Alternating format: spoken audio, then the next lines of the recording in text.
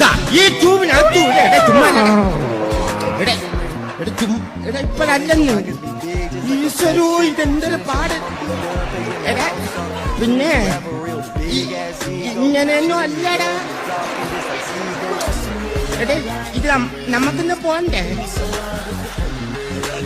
യോ എന്റെ ഒരു കൈ എവിടെയാണ്? രണ്ടൂന്ന് കൈയായിട്ട് വന്നേണ്.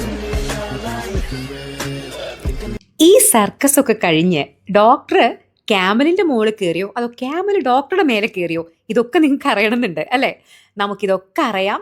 ഞാൻ നിങ്ങളെ ഇനി കൊണ്ടുപോകുന്നത് പെട്രയിൽ നിന്ന് സൗത്ത് ജോർദാനിലുള്ള മാന്ത്രിക മരുഭൂമിയായ വാദി റമ്മിലേക്കാണ്. എന്താണ് ഈ മരുഭൂമിയെ മാന്ത്രികം എന്നൊക്കെ വിളിക്കുന്നത് എന്ന് നിങ്ങൾ വിചാരിക്കുന്നുണ്ടായിരിക്കും. ധാരാളം കാരണങ്ങളുണ്ട്. ഓരോന്നായിട്ട് ഞാൻ കാണിച്ചു തരാം. ഇവിടെയാണ് ഞാൻ നിന്നത്, മസായൻ റം ക്യാമ്പ്. ഇതൊരു ഒന്നൊന്നര അടിപൊളി ക്യാമ്പായിരുന്നു. ഇതിന്റെ വിശേഷങ്ങൾ ധാരാളം പറയാനുണ്ട്. പക്ഷേ ഇപ്പം നമുക്ക് സമയമില്ല, നേരം പരപരാ വിളിക്കുകയാണ്. സൺറൈസിന് നമുക്കൊരു പ്രധാനപ്പെട്ട കാര്യം ചെയ്യാനുണ്ട്. അതാണ് അവിടുത്തെ പ്രസിദ്ധമായ സൺറൈസ് ക്യാമൽ റൈഡ്. അതിന് വേണ്ടിയിട്ടാണ് ഞാനിപ്പോൾ ഈ സർക്കസ് ഒക്കെ കാണിച്ച് അവസാനം എങ്ങനെയോ ഞാനതിൻ്റെ പുറത്ത് വലിഞ്ഞ് കയറി ഗൈസ്. നമ്മുടെ ഈ ക്യാമലിൻ്റെ പേര് സിഞ്ചാർ എന്നാണ്. സിഞ്ചാറും ഒരു അടിപൊളി കഥാപാത്രമായിരുന്നു. അത് നിങ്ങൾക്ക് വഴിയെ മനസ്സിലാവും. എന്തായാലും സിഞ്ചാർ എന്നെ കൊണ്ട് ആ മനോഹരമായ സൺറൈസ് സൂര്യോദയം കാണാൻ വേണ്ടി കൊണ്ടുപോവാണ്. അവിടെ നല്ലൊരു സ്പോട്ടിൽ പോയി നിന്നു. അവിടെ നിന്നാൽ ഇത് കണ്ടോ, എന്തൊരു അടിപൊളി. ഞാൻ ധാരാളം സൂര്യോദയങ്ങൾ കണ്ടിട്ടുണ്ട്. പല മലമുകളിൽ നിന്നും അല്ലെങ്കിൽ മരുഭൂമിയിൽ നിന്നുമുള്ള സൂര്യോദയവും കണ്ടിട്ടുണ്ട്. പക്ഷേ ഇത്രത്തോളം ഭംഗിയിലൊരു സൂര്യോദയം ഞാൻ വളരെ അപൂർവമായേ കണ്ടിട്ടുള്ളൂ. ആ സൂര്യൻ അങ്ങ് ഉദിർച്ചു വരുമ്പോഴേ അവിടെ ആകെ മൊത്തം, ഒന്നാമത് അവിടെ ആകെ ഒരു ഓറഞ്ച് കലർന്ന ചുവപ്പ് കളറാട്ടോ. അത് ആ സൂര്യോദയം നിങ്ങൾക്ക് കാണുന്നില്ലേ? ആ സൂര്യൻ്റെ കിരണങ്ങൾ അങ്ങ് പതിച്ച് ഇങ്ങനെ തിളങ്ങാൻ തുടങ്ങി. അതായത് ആ മണലും അതുപോലെ തന്നെ ആ പർവ്വത നിരകളൊക്കെ ഇങ്ങനെ റെഡ് കളറിൽ ഇങ്ങനെ ജ്വലിച്ച് നിൽക്കുന്ന പോലെയാണ് എനിക്ക് ഫീൽ ചെയ്തത്. ആ ഒരു പരിസര പ്രദേശമൊക്കെ സൂര്യൻ ഇങ്ങനെ മുകളിലേക്ക് പൊന്തി പൊന്തി വരുന്തോറും നമ്മളും ഇങ്ങനെ തിളങ്ങി നിൽക്കുന്ന പോലെ നമ്മുടെ ചുറ്റുമുള്ള ഭൂമിയും പർവ്വതങ്ങളും എല്ലാം ഇപ്പം നിങ്ങൾക്ക് കാണാൻ പറ്റുന്നുണ്ടാവും. ആ പർവ്വതങ്ങളുടെയൊക്കെ ആ ഒരു കളറ് നോക്കിയേ. ശരിക്കും നമ്മൾ നേരിട്ട് കാണുമ്പോണ്ടല്ലോ ഇതിനേക്കാൾ ഭംഗിയാണ് ആ ആകാശത്തിൻ്റെ ആ ഒരു കോൺട്രാസ്റ്റ് നീല കളറും അതുപോലെ തന്നെ പർവ്വതത്തിൻ്റെ ആ ഒരു തിളങ്ങുന്ന മഞ്ഞ കലർന്ന ചുവപ്പ് കളറും കൂടി ഒരു വല്ലാത്ത ഒരു ഡിവൈൻ ഫീൽ എന്നൊക്കെ പറയില്ല, ഒരു ദൈവീകമായ ഒരു അനുഭവം. ഇനിയാണ് ഞാൻ സിഞ്ചാറിൻ്റെ കാര്യം പറയുന്നത്. ഞാൻ അവിടെ സൂര്യോദയമൊക്കെ ഇങ്ങനെ ആസ്വദിച്ച് നിൽക്കുമ്പോൾ നമ്മുടെ സിഞ്ചാർ എന്താ ചെയ്യുന്നത് കണ്ടോ? അവിടെ എവിടെയൊക്കെയുണ്ടോ ആ പുല്ല് ഒരൊറ്റ പുല്ല് വിടാതെ സിഞ്ചാർ കഴിച്ചുകൊണ്ടിരിക്കുക. അപ്പോൾ എന്നെ സിഞ്ചാറിൻ്റെ കൂടെ കൊണ്ടുവന്ന ആളുടെ പേര് മുഹമ്മദ് എന്നായിരുന്നു കേട്ടോ. നല്ലൊരാളായിരുന്നു, നല്ലൊരു അറബ് പേഴ്സൺ. അപ്പം ഞാൻ മുഹമ്മദിനോട് ചോദിച്ചു തമാശയ്ക്ക്, മുഹമ്മദ് രാവിലെ ഇവനൊന്നും കഴിക്കാൻ കൊടുത്തില്ലേ, ഇവൻ എന്താ ഇത്ര വിശപ്പ് എന്ന്. അപ്പോൾ മുഹമ്മദ് പറഞ്ഞു രാവിലെ കഴിക്കാനും കുടിക്കാനും ഒക്കെ കൊടുത്തതാണ്, പക്ഷേ സിഞ്ചാർ ഇവിടെ ഇങ്ങനെ മരുഭൂമിയിൽ വന്നു കഴിഞ്ഞാൽ ഒരു പുല്ലും വിടില്ല, എല്ലാ പുല്ലും നടന്ന് തിന്നും. അത് അവൻ്റെ ശീലമാണ് എന്നാണ് മുഹമ്മദ് പറഞ്ഞത്. അപ്പം ഞാൻ പറഞ്ഞു എന്തായാലും അവൻ തിന്നട്ടെ, അവൻ വയറ് നിറഞ്ഞിട്ട് പതുക്കെ, നമുക്ക് എന്തായാലും സൂര്യോദയമൊക്കെ നമ്മൾ നല്ല ഭംഗിയായിട്ട് കണ്ടു.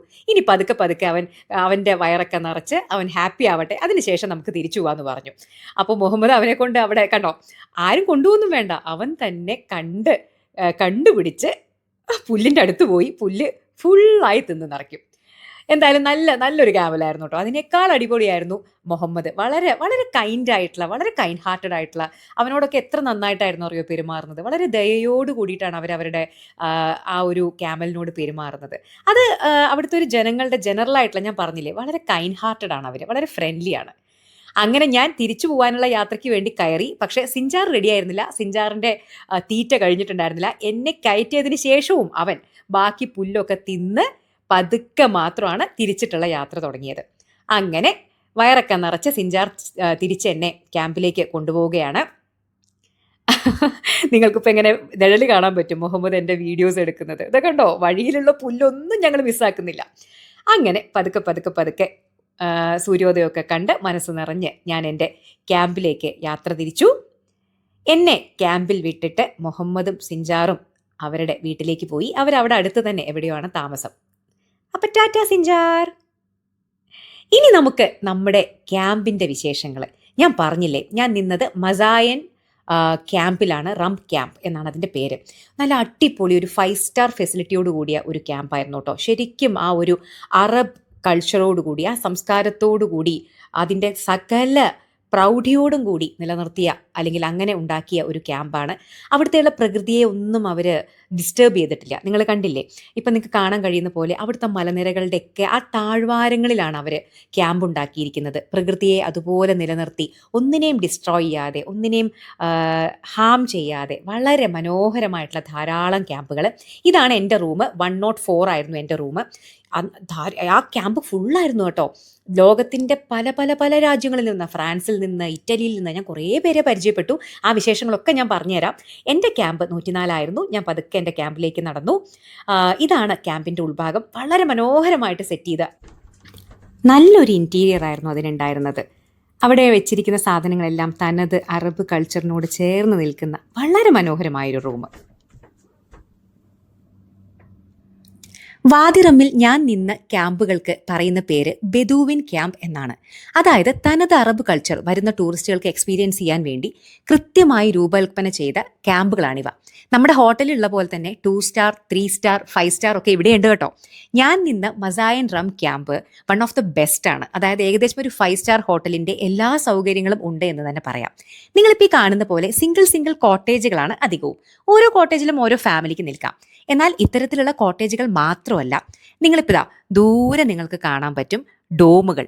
നമ്മുടെ മൂന്നാറിലും വയനാട്ടിലും ഒക്കെ ഇത്തരത്തിലുള്ള ഡോമുകൾ ഇപ്പോൾ വളരെ സർവ്വസാധാരണമാണ്. പക്ഷേ ഇവിടുത്തെ ഡോമുകൾ എനിക്ക് ഭയങ്കരമായിട്ട് ഇഷ്ടപ്പെട്ടു. കാരണം എന്താണെന്ന് വെച്ചാൽ പ്രകൃതിയെ മാക്സിമം ഉപദ്രവിക്കാതെ, അതിനെ ഹാം ചെയ്യാതെ, അതിനെയൊക്കെ അതുപോലെ നിലനിർത്തിക്കൊണ്ടാണ് ആ താഴ്വാരത്തിൽ ഇത്തരത്തിൽ മനോഹരമായിട്ട് ഡോമുകളും കോട്ടേജുകളും ഒക്കെ അവർ നിർമ്മിച്ചിരിക്കുന്നത്. അതുകൊണ്ട് തന്നെ ആ പ്രകൃതിയോട് ഇണങ്ങി നമ്മൾ നിൽക്കുമ്പോൾ കിട്ടുന്ന ആ ഒരു സുഖം ഉണ്ടല്ലോ, അല്ലെങ്കിൽ നമുക്ക് ആ കാണുമ്പോൾ കിട്ടുന്നൊരു സന്തോഷം, അത് വളരെ വലുതായിരുന്നു. ഞാൻ അവിടെയൊക്കെ നടന്ന് മാക്സിമം ഫോട്ടോസും വീഡിയോസും ഒക്കെ എടുത്തു. കാരണം എനിക്ക് ആ ഒരു കൺസ്ട്രക്ഷൻ എനിക്ക് ഭയങ്കരമായിട്ട് ഇഷ്ടപ്പെട്ടു. ഇത് കണ്ടില്ലേ, ശരിക്കും ഒരു 5 സ്റ്റാർ ഹോട്ടലുള്ള പോലെ സ്വിമ്മിംഗ് പൂളും അതിൻ്റേതായിട്ടുള്ള എല്ലാ സൗകര്യങ്ങളും. പക്ഷേ ആ മലയുടെ താഴ്വാരത്ത് ഇങ്ങനെ സ്വിമ്മിംഗ് പൂളിൽ നീന്തുമ്പോൾ കിട്ടുന്ന ഒരു സുഖം നമുക്ക് 5 സ്റ്റാർ ഹോട്ടലിൽ നീന്തുമ്പോൾ കിട്ടുമോ? ഒരിക്കലും ഇല്ല. അങ്ങനെ ഞാൻ അവിടുന്ന് ഏകദേശം ഇറങ്ങാനുള്ളൊരു സമയമായി. ഞാൻ മുമ്പേയും സൂചിപ്പിച്ചിട്ടുണ്ടായിരുന്നു, നമ്മുടെ കേരളത്തിലെ പല പൂക്കൾ, ഇത് കേട്ടോ ചെമ്പരത്തി പൂവ്. ഇത് ചോപ്പ് മാത്രമൊന്നുമല്ല, മഞ്ഞയും അതുപോലെ തന്നെ ഉണ്ടച്ചെമ്പരത്തിയും ഒക്കെ അവിടെ കണ്ടു. അതിൻ്റെ ഗുട്ടൻസ് മാത്രം എനിക്ക് സത്യം പറഞ്ഞാൽ മനസ്സിലായില്ല കേട്ടോ. അങ്ങനെ അവിടുത്തെ വിശേഷങ്ങളൊക്കെ കണ്ട് നടന്ന് ഏകദേശം വൈകുന്നേരമായി. ഇനി ഞാൻ സൺസെറ്റ് കാണാൻ പോവാം. ഒരു 4x4 ജീപ്പ് സഫാരിയിലാണ് നമ്മൾ വാദി റമ്മിലെ ആ മനോഹരമായിട്ടുള്ള ഡെസേർട്ട് സഫാരിയിലേക്ക് പോകുന്നത്. ധാരാളം കാഴ്ചകൾ കാണാനുണ്ട്, ധാരാളം വിശേഷങ്ങൾ പറയാനുണ്ട്. ഞാൻ ഓരോന്നായിട്ട് നിങ്ങൾക്ക് കാണിച്ചു തരാം കേട്ടോ. ജോർദാൻ സന്ദർശിക്കുന്നവർക്ക് ഒരിക്കലും ഒഴിവാക്കാൻ പറ്റാത്തൊരു യാത്രയാണ് വാദി റം യാത്ര.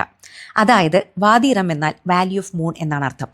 സൗത്ത് ജോർദാനിലെ ഇത്തരത്തിലുള്ള ഭീമാകാരമായിട്ടുള്ള റോക്ക് ഫോർമേഷൻസും ലോകത്ത് തന്നെ വളരെ റെയറായി കാണുന്ന ചുവന്ന മണലോടുകൂടിയ മരുഭൂമിയുമാണ് ഇവിടുത്തെ പ്രത്യേകത. വളരെ റിച്ച് ആയിട്ടുള്ള സംസ്കാരമുള്ള ഒരു ജനതയാണ് ഇവിടെ താമസിക്കുന്നത്.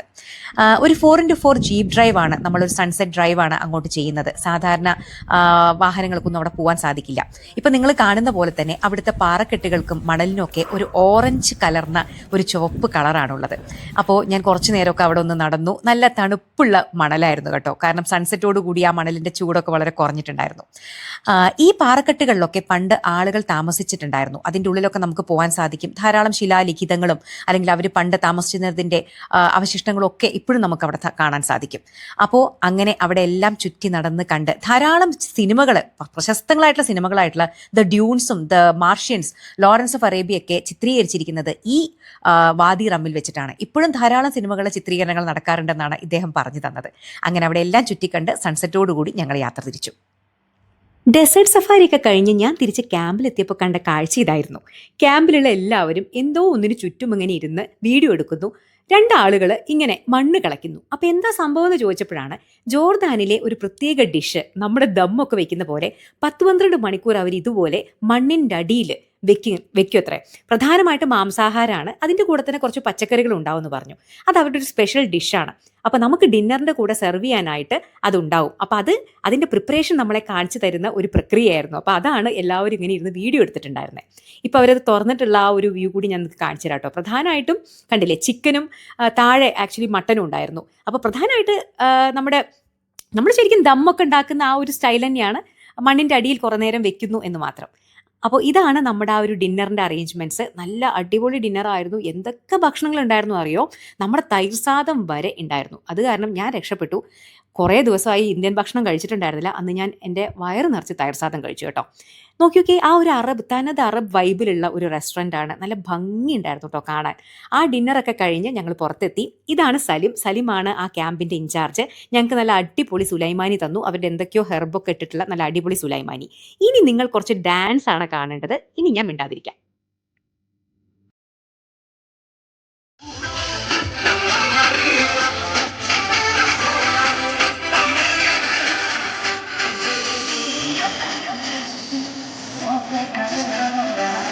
Lento, lento, a ti descendiendo, bailemos con duro, tú y yo nos quedamos mamá.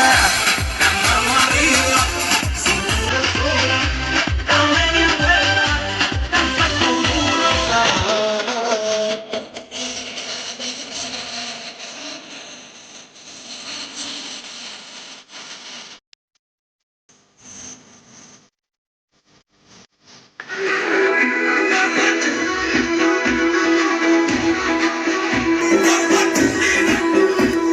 هيا صالح هيا عصا يا مصر نعم صحيح. ഇവരുടെ ഈ ഡാൻസ് കണ്ടപ്പോൾ നിങ്ങൾക്ക് തന്നെ കുറച്ച് സന്തോഷം തോന്നിയില്ലേ? നോക്കൂ, വയസ്സായ ആളുകളെ, ചെറുപ്പക്കാരെ എല്ലാവരും ഉണ്ട്. പക്ഷേ യാത്ര എന്ന് പറയുന്നത് എല്ലാവരെയും ഒരുമിപ്പിക്കുകയാണ്, എല്ലാ സംസ്കാരങ്ങളെയും എല്ലാത്തിനെയും ഉൾക്കൊള്ളാൻ. അതുകൊണ്ടാണ് ഞാൻ യാത്ര ചെയ്യാൻ ഇത്രയും ഇഷ്ടപ്പെടുന്നത്. എല്ലാ മനുഷ്യരെയും അവരുടെ എല്ലാ വ്യത്യസ്തതകളോടും കൂടി, അവരുടെ എല്ലാ കുറവുകളോടും കൂടി ഉൾക്കൊള്ളാനും സ്നേഹിക്കാനും യാത്ര ചെയ്യുന്നത് നമ്മളെ പ്രാപ്തരാക്കുന്നു. അതിനാൽ പരമാവധി യാത്ര ചെയ്യുക, ഈ ലോകം മുഴുവൻ കാണുക, പരമാവധി ആളുകളുമായിട്ട് സംവദിക്കുക. അത് നമ്മുടെ മനസ്സിനും നമ്മുടെ കാഴ്ചപ്പാടിനും ഒരുപാട് ആഴവും പരപ്പും നൽകും.